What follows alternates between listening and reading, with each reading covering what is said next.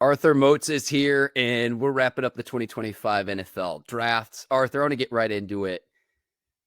Did you want the Steelers to get Shedeur versus how everything winded up for the Pittsburgh Steelers? We're going right in here this morning, recapping the draft. Yeah, of course, for me, man, that was the quarterback I had said from the start of it. So I'm not going to change that. But the irony of it all is, Will Howard is also a quarterback that I was definitely talking about as well as soon as the national championship ended. So, it's one of those things where obviously it didn't play out the way that a lot of us expected. But I mean, when you look at how it ended with the piece that we got, man, I'm like, Will Howard, yeah, let's go. Let's get to work, man. Let's get to work. I like your optimism. Heck Here's where yeah. I'm at. I like Will Howard as a prospect. If he plays even a snap during the regular season, in my opinion, something will have gone wildly wrong. Injuries, your record goes sideways or goes south. I like him as a prospect, but I'm also considering the fact that he's a 6th-round pick. And I know even your most wide-eyed optimist will go, or a 5th-round pick, a 6th-round pick, 5th round for Shedeur, 6th round for Will Howard. I mean, like Tom Brady didn't play as a rookie, right? So it's like, I'm Hmm. just like, I'm glad we've got somebody. I'm glad there's finally some depth. I know Aaron Rodgers is still out waiting in the fold. Right. I don't know though. I don't like our quarterback room relative to a lot of the other teams in the league overall. That's just where I'm at. Well, I think both things could be true. Asking about a Shador pick and then obviously Will Howard being the selection is a different conversation than how do you feel about the quarterback room? Those two different things. Okay.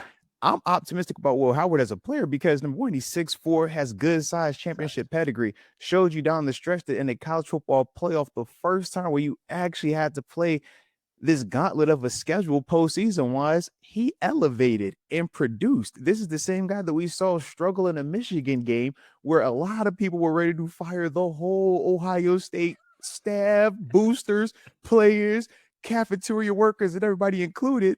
And this is the guy that led that charge down the stretch. To me, I look at that and I say, well, you got athleticism, you have size. You've shown that you can play with big, talented receivers. I mean, have you seen the Pittsburgh Steelers' two big talented receivers as well? And more importantly, when I think of what we currently have in Mason Rudolph and Skylar Thompson, my whole thing this weekend was regardless of if you feel Shador, Jackson Dart, Tyler Shuck, or any of these other quarterbacks, Jalen Over included, how many of us truly felt that these guys were going to be day one starters? We said Cam Ward, maybe Shador. People were talking us into Jackson Dart and Tyler Shuck. But as a whole, the conversation to me was if it's not Aaron Rodgers, you need competition for Mason Rudolph. Why? Because Mason is the only guy out of any of these guys that we're naming this weekend that has actually played at the NFL level and produced won games, plural, actually looked good on multiple occasions. So to me, I look at it as I'm not comfortable with the situation, no. But my worst case scenario is Aaron Rodgers retires, and now I'm stuck having Mason versus whoever. Well, at least now I feel like, hey, it's Mason versus a Will Howard versus Mason. Go compete with Skylar Thompson with all due respect, which we all know means, hey, Mason Rudolph, you're the starting quarterback. You didn't even really have to elevate to do that. At least with Will Howard or whoever we would have came out of this draft with, at least now I can lay my head down saying he is going to have to at least have some type of consistency in training camp to at least beat out this guy who we've seen show competency at some point at the collegiate level. So that's kind of why I look at it like that. I'm not comfortable and happy though with our quarterback situation. No. Those are two totally different things, man. Thank you for helping me make the distinction because, like, Mm-hmm. in my own brain, again, I look at the room and the talent in the room relative to the rest of the league. And I know that this is a Steelers show, but with what the Browns are doing, it makes no Yeah. sense. 2 quarterbacks in the same draft, first time the Browns have done that since 1976. It's almost So, as if they're taking the exact opposite approach of us, right? We're over here saying take a quarterback, get a quarterback, anybody, sign somebody. They're saying, okay, we're gonna sign Joe Flacco. We're gonna go ahead and get a Kenny Pickett. Hey, we're gonna draft a Dillon Gabriel, and we're gonna get a Shedeur. Oh, and I still got this other one rehabbing, Deshaun Watson. see, to me, this signals that either Gabriel or Pickett would be on the trading block. That's how I interpret Mm. that because they're not going to carry 5. Now, Watson could miss the entire season. I understand that, but then you still have 4, and it's a glut of quarterbacks. I'm assuming under the operation that Flacco's going to start, in which case a trade could be on the table. And I've already seen on Twitter people saying, what about a possible reuniting of Kenny Pickett to the Pittsburgh Steelers?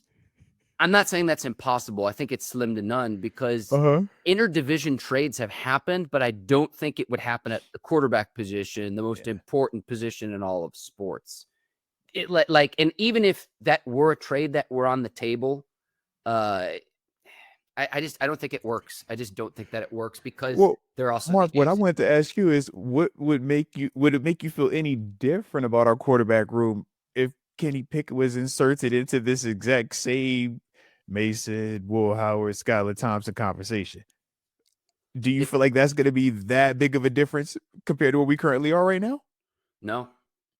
That's my point too. So I'm like, it's a good question. I think maybe Cleveland would be like, well, we could get a premium for Gabriel or Pickett. And it's just like, no, I don't see an interdivision. I see a trade happening in Cleveland. I don't see it happening to the Steelers, even though I still think that there's a need. I think Rodgers is still a possibility. If I had to predict at the time of this recording, Monday morning, April the 28th, after the draft, I still think Rodgers winds up in Pittsburgh. But I know Art Rooney II went on a radio show over the weekend saying, like, I think we're close to a decision. It's like the Steelers are trying to manifest it happening. Trust me, I'm with you. I don't have confidence in this Rodgers scenario. I've pretty much given up hope on that. I told you my deadline was going into the draft. We don't have an answer by now, man.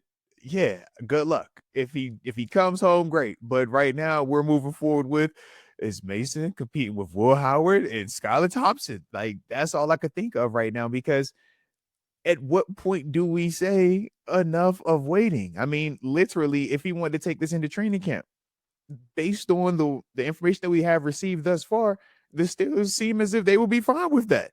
Heck, if he wanted to wait until the week of, regular season game week 1, and then all right, I'm ready to come. It's like, we just supposed to just change everything. And then once that does happen, now we have to lower our expectations because we have to be cognizant of the fact that he wasn't here for all of the offseason planning and, getting a rapport with his teammates, and we should grade him on a curve now. And it's like, no, absolutely not, man. You know what the scenario is. You know what all the variables are right now in terms of the roster. And if this weekend didn't prove anything to you, Aaron Rodgers, I mean, come on, man. We had multiple opportunities to take quarterbacks. Heck, we could have done a Cleveland approach. Took 2 quarterbacks. We waited till the 6th round to go get one. At what point do the Steelers have to show you any more of how much they're committed to you or how much they're still invested in you? To me, I'm just like, man, I'm tired of the waiting game, man. Let's go. It's not just that. I'm wary. When Rodgers went on the McAfee show saying money's not important, I'd play for 10 mil. Okay, I'm petty. I looked up his Spotrac. He has not made fewer than $10 million since 2012 in a single season.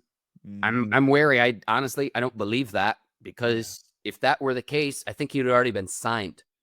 So we'll see with Rodgers, and we continue to kick that can down the road.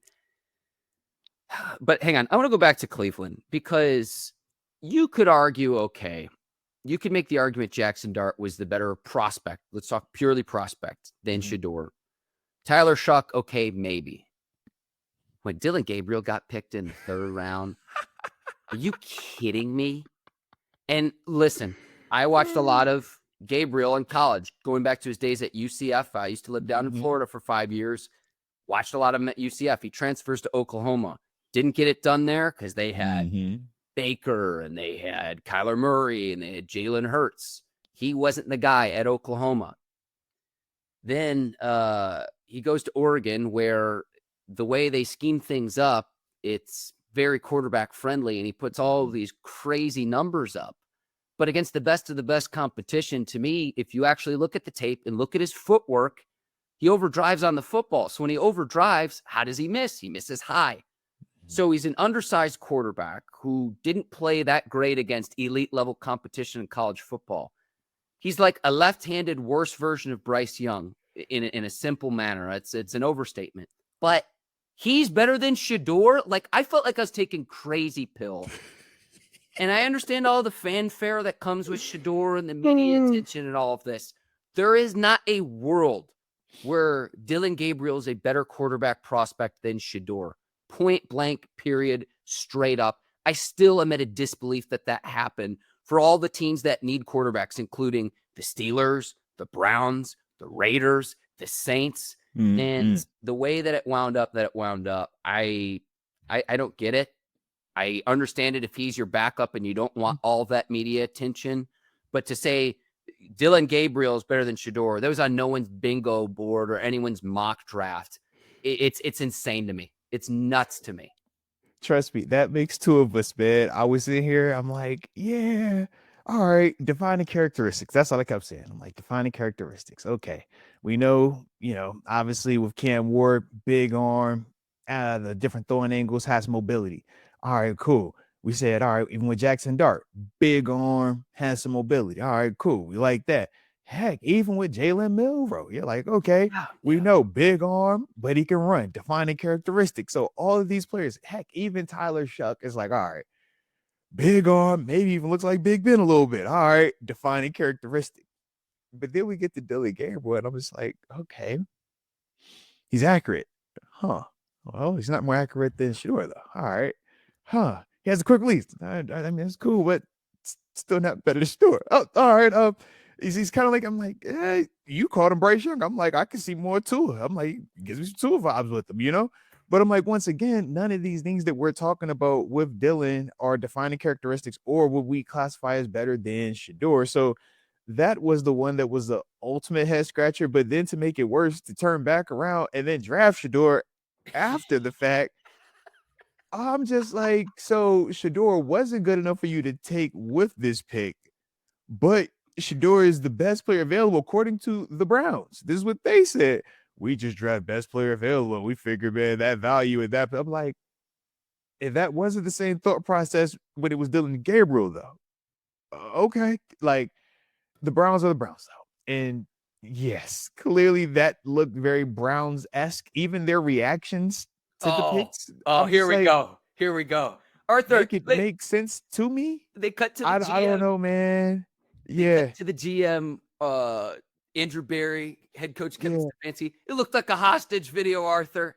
I'm like, are y'all happy about this pick, or does somebody have like your family for ransom, saying make this pick and make it look normal? Like, I'm even listening to the phone calls of how you talk to Shedeur. I'm like, yo, am I missing something? Like, I know how my draft day phone call went. I was a 6th rounder. I'm like, yo, it was a lot more excitement on that call. I'm just saying, I don't know, man. I don't know. What do you think happened? Like, the Browns are a unique organization, and the way that they handle things is very Browns-esque. I'm just glad that the Steelers operate how the Steelers operate, because that one is it's still a head scratcher to me. I've tried to make sense of it. Like you said, going back-to-back quarterbacks and then knowing that you took this quarterback who I felt like universally was rated a lot lower than Shedeur. I just don't know. I don't know. And they trying to sell it to you like, oh, yeah, man, everything is good. We're excited about the pick, but all their actions say the exact opposite of it. So, yeah, let the Browns be the Browns, man. I just can't believe of the 4 teams I named. I'm sure there are others. Like, is Trevor Lawrence the guy in Jacksonville? Is Bryce Young the guy in Carolina? Tua in Miami? The Rams with Stafford towards the tail end of his career. Like, I was trying to rack my brain. Potential fits. I don't think this one, like, he fits the mold. Like, he fits what y'all are trying to do. And then I think you go to, okay, what type of leadership is in place with those organizations with Deion Sanders' shadow, and if he's going to criticize what the coaches do at the NFL level. I mean, like there's all of that. I understand that for a backup, but then to have him fall to where he did at pick 144 is still just, it's, again, we could argue those other quarterbacks, but when it was Gabriel, I was like, I fell off my couch on Friday night when I saw that. I said I could sell myself on Jalen Milroe. I can sell it on Tyler Shaw. I can sell it on Dart. Because if you are just specifically looking for this one thing, and you feel like these guys bring that better, or in the case of Jackson Dart with Brian Dable, you had Daniel Jones and Josh Allen, big arm, mobile threat guys.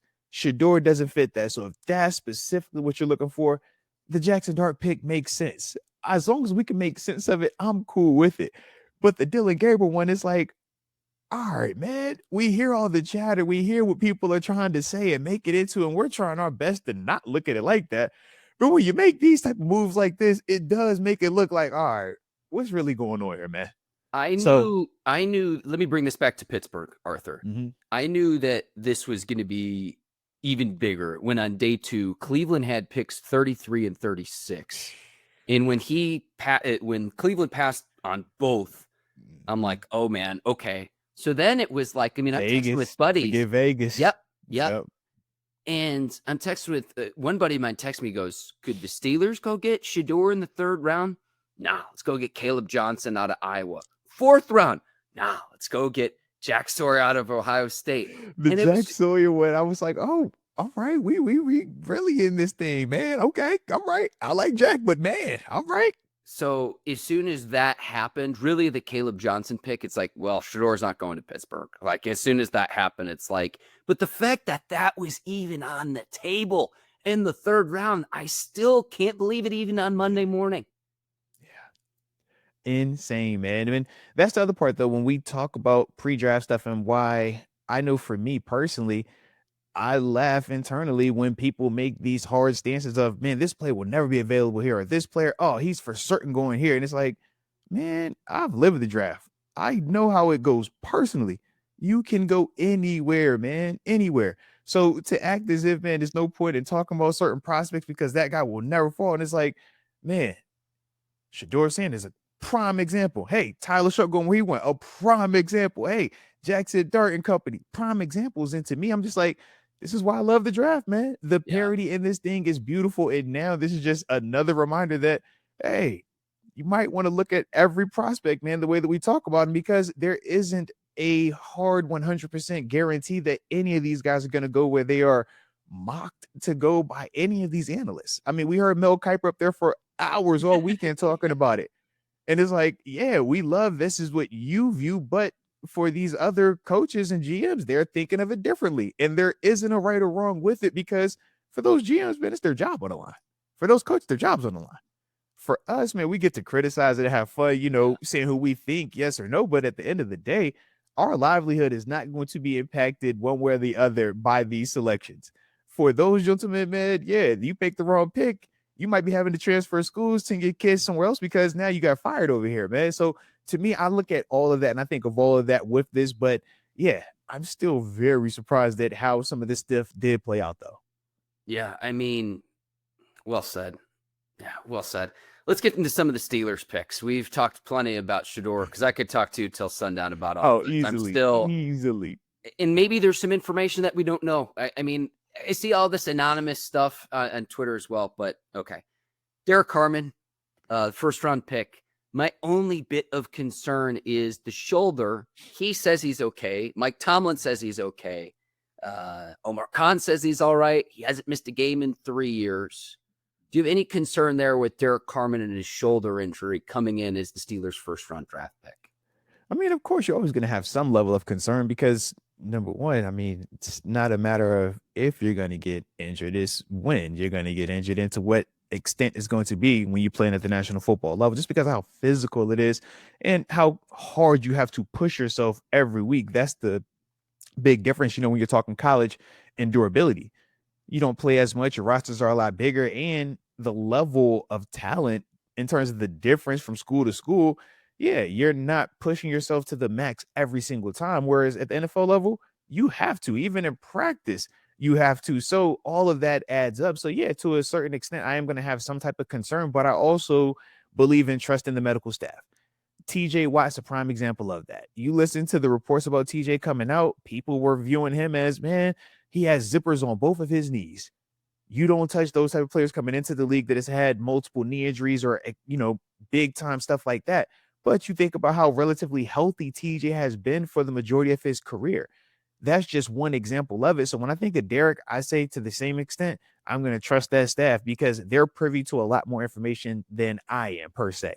But the thing that I do love is just how he plays. I mean, big body athlete. How many dudes 6'4", 313 pounds, but can change direction, can rush the passer, can be disruptive against the run. I mean, just a overall good player and plays with good effort. That's the stuff to me that I'm like, hey, as long as you're not missing games, when I watch you on tape, your technique looks good, your effort looks good, your production looks good. Man, let's go until something pops up where I see you look different, or something pops up where I see where you can't be available anymore. I'm going to still trust in this process. To me, it's what happened in the playoff game against Baltimore. Was it 50 rushes, 299 yards by the Ravens on the ground? And to me, it was the drive where Baltimore ran 13 straight times. You know what it is? Absolutely. And you couldn't stop it. So it helped shore up That's the defense. The theme of this draft. Think about it, man. We're not getting ran on no more. No, it's not happening. Everything else, so TJ Watt, if you don't have a sound A gap, B gap, TJ Watt's rendered useless. If you don't have a sound A gap, Minkah Fitzpatrick, what you want him doing on the back end, paying a premium, is rendered useless. Cam Hayward's coming off an all-pro season. He's also going to be 36 in the 2025 season. So to shore that up, and I like it with Hayward, I like it with Keanu Benton, and now you've got Derrick Harmon. Now, I also like that the Steelers double dipped, and I'm going to mispronounce his name. I'm going to try to get this. Is it Yahya Black out of Iowa? Big boy. Now, let me say this. Same body size as Casey Hampton. Can we stop saying, oh, they finally got their Casey Hampton? Casey Hampton does not get nearly the recognition they should. Same style of body. If he's half the player of Casey Hampton, we're in good shape, though. No, without a doubt, man. I think they said YA was how they pronounced it on the broadcast. Yeah, but thank you. Yeah, that is funny. They were instantly to the Casey. Listen, man, Casey is an all-time great, man. Huge. Yeah, 6'5", 336. You're talking about what's the old line from Craig Wolf? He's got arms for legs and legs for tree trunks, Arthur. Absolutely, man. I'll say this, man. Massive dude, but I like the way that he plays behind his pads. He's a dude that, to me, when I watched him, I was like, I can see why they brought him in. He is another one of those variations of a Cam Hayward type. Big body, plays behind his long arms, plays behind his pads, though. That's the thing that stands out. When you look at Cam isn't beating people with a ton of sexy pass rush moves. It is, I'm getting off the football, I'm bull rushing you all the way back to the quarterback. I'm getting off the football, and I'm making sure that you got to have two defenders on me. YA's game is similar to that. He's just not as athletic, hence the reason why he's a 5th rounder. If he's more athletic, those type of dudes his size that play with technique go a lot earlier. To me, I think that he is definitely going to help us out, though, man. And when you just look at what we're trying to do, when we're trying to make sure that we keep our more athletic and smaller type of linebackers free, right? Patrick Queen, Peyton Wilson. Well, hey, man, who does that? A Derrick Harmon type, a Yahya Black, a Keanu Benton. You already brought up Cam. We just know that he's a little bit older now. But now you're bringing in two young guys with great size already. And to me, I think that their floor in terms of technique is a lot higher than some of these other bigger body guys that you typically find late. I think they just like the Iowa pedigree. I'm like, yo, y'all keep going back to you had a Logan Lee in here, man. Y'all like these Iowa D linemen, man. Like, I'm digging it though. Big 10 it up. Yeah, we can keep the same color scheme as well. Yeah. Kaleb Johnson, I think the big thing with him in complementing Jalen Warren, Kenneth Gainwell, is can he get to the edge at the pro level? And he's also a chain mover like Najee was, but can he get to that second level? Can he get to the edge? And I don't need him to rip off 80-yard touchdowns, but if you can get 10, 20, 30 yards at a time, I think that's going to be big. But this was an Iowa offense that wasn't exactly revolutionary. Teams are keying on him, and he was a productive back. It will be interesting to me to see, okay, you've got 3 running backs now. Again, Warren, Kenneth Gainwell, Kaleb Johnson I think Warren is probably the guy who gets the first crack at it, the most amount of touches. But then how they use the other backs, and then one of them, at least one of them, is going to have a special teams role. to make the 53-man roster. But I like the pick as well. And again, to me, some people might be upset at a 4.57 40-yard dash time, but I like the size and what I see on tape. I like. To me, the key is, can he get to the edge? I think that's something that Najee struggled with. Yeah, I mean, I look at it like this. I think of him almost like a poor man's Melvin Gordon. That's the style to me, man. He's downhill, but to me, the difference when you look at Melvin, he did have that explosiveness, that little bit more giddy up to get to the perimeter and take it to the full distance. Kaleb, to me, though, I love his vision. I think that the contact balance is there. And more importantly, the size that he plays with. 4.57 at 6'1", 224, that's still good speed. Now, the thing that we're going to have to understand is this. He's not Omarion Hampton. If he was, he'd win in the first round. That's that big speed, elite level speed. He's not that. But to be the perfect complement to a Jaylen Warren, to a Kenneth Gainwell, I think he can be that. The big question is going to be, to me, I know you're focused more on, can he get to the edge? I'm not even trying to look at him that way. Right now, I'm looking at him and saying, can you be durable, ball security, and be the consistent thumper?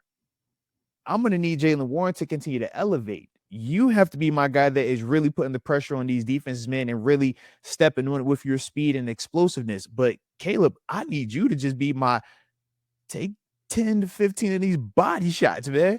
If you can, if you can add that added element of taking it to the distance, taking it to the house, well, yeah, now we got great value because we didn't have to draft you in the first round.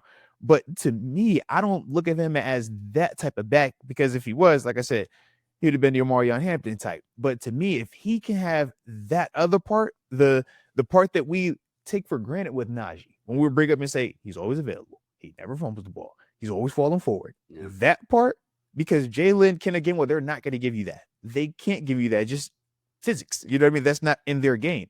Kaleb, that's his game right now. So to me, I say, if you can give me that bare minimum, I feel like we've won right here. Anything added, well, now it's just icing on the cake. But I at least need you to fill that void right now. And I'm going to need Jaylen Warren to take that next step up. All right. I want to get out of here on this. Was there anything else in the draft that was like your big takeaway that I haven't asked you about already, Arthur?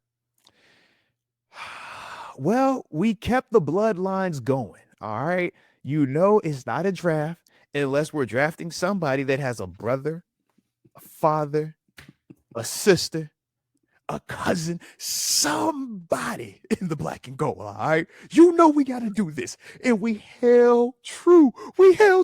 Shout out to linebackers, man. LB still matter. Give me some Carson Bruener, son of Mark Bergin, former Pittsburgh Steelers tight end, current Pittsburgh Steelers. Oh, man. Come on, man. Yeah. Tell me how you really feel, Arthur. Keep it alive, man. Keep it alive. I love it, man. All right. As a former Pittsburgh Steeler and a person that has a young son as well, I'm like, yes, keep the tradition going for the next at least 12 years. All right. Because I'm trying to get my kids. You looked at you. I wanted that too. Keep the tradition alive, baby. Keep it alive. So, yes, that's what I would like to end it with. All right. That's how I feel about it. Man, I was going to say I was bummed we didn't draft a receiver, and we'll end on that. We're going to end on the glass half full. I'm bummed we didn't get a receiver, Arthur. I'm sorry to complain, but the show's cut off. That's how I feel about it. That's how I feel. Oh, yeah. All right. Keep it Countdown's on. 12 more years, Arthur. I got you. Arthur, if there's anything you need to plug with what you're doing over with your show and everything, the floor is yours, man.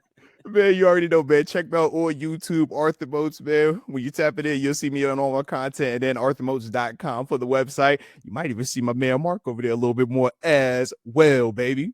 Yeah, I'm excited to join you here. I think it's Wednesday we're recording. Yeah, Wednesday. Yeah, heck yeah, man. Looking forward to it. It's going to be a blast. Decision. Like, straight up, man, I was nervous we'd be reporting today, and it'd be like, yo, we still only got Mason and Skylar at quarterbacks. At least we got Will Howard. We got somebody.